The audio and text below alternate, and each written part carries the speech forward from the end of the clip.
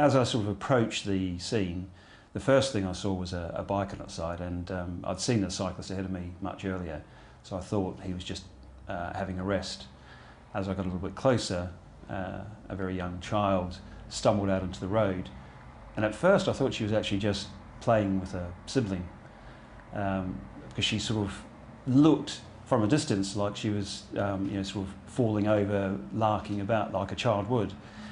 However, as I approached her, it was obvious that she was quite badly injured and there was a lot of blood on her. And as I got even closer, I then saw the car with its engine revving and wheels spinning. So it became evident, well, it seemed like at that moment in time there'd been a terrible car accident. So it was a case of doing that first sort of first attenders type of activities, which primarily resulted in me paying some attention to the girl first. She was prone on the road, moaning, sort of semi-conscious, and she was lying in a position that was in front of this car with its wheels spinning. So my immediate thought was she needed to be moved in case the car lurched forward and should run her over or anything. So I sort of gently attended to her and moved her into a position clear of where the vehicle could possibly go, clear of the road.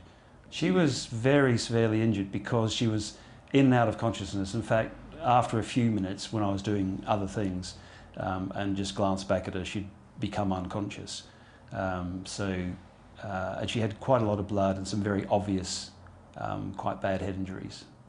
So it seemed that the best thing to be done for her in the moment was, if she was breathing well enough, and just to put her into, I think people commonly call a recovery position, and I sort of checked that she wasn't profusely bleeding or anything that needed to be stopped, and then moved on to the other people. At first I thought there's been a terrible accident between a cyclist and a car, because there was a cyclist on the ground more or less in front of the car. But there were things that didn't quite match, because the cyclist's bike wasn't beside him. He wasn't grazed like you'd think you'd see a cyclist with. Because, being a cyclist, I've fallen off my bike and got what they call road rash in the past, and you'd sort of expect to see that type of injury. So things didn't quite work.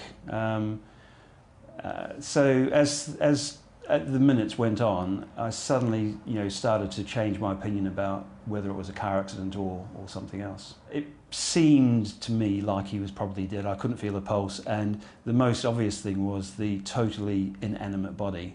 So I went round to the driver's side, and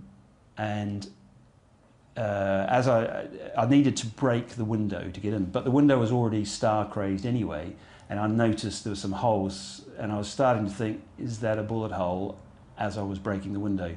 And it became fairly evident that the injuries of the people inside didn't match what one would think people would be like from a car accident in a car park. And then I moved around to the other side, looked into the rear, and I've never seen people who've been shot before, for real, more the Hollywood stuff, but actually it seemed to me just like a Hollywood scene. And if someone had said, cut, and everybody got up and walked away, that would have been it. But unfortunately it was real life. Well, if you've seen sort of CSI Miami, it was pretty much what you would imagine a set from CSI Miami would be like. There was a lot of blood and heads with bullet holes in them. It became quite obvious now, taking stock, that it was a gun crime. Now I was getting a little bit anxious, because I thought maybe there's just some crazy person in the woods, because the whole area is wooded. It's a sort of car park in a wooded area, and I then started scanning the woods to see whether there was some nutter or who knows what with a gun, and I was going to be the next person shot. Was it some sort of hunter with a high-powered rifle shooting from a distance, or what? So, having sort of done a quick look around and there was no immediate need to run away, I thought, right, pull out my mobile phone, try and call the rescue services. And of all the moments in the world to have no signal on your mobile phone, that was it. I was then faced with a bit of a dilemma about what to do with the young girl, because one choice was to leave her and the other choice was to take her with me. She was very light, so I could have done a sort of fireman's lift and taken her down on my bike. But she had a lot of injuries, and it seems from the very low level of medical training that I've had over the years that if there's a risk of internal bleeding and wounds, things like that, that sort of dragging her like a rag doll over my shoulder might have perhaps killed her.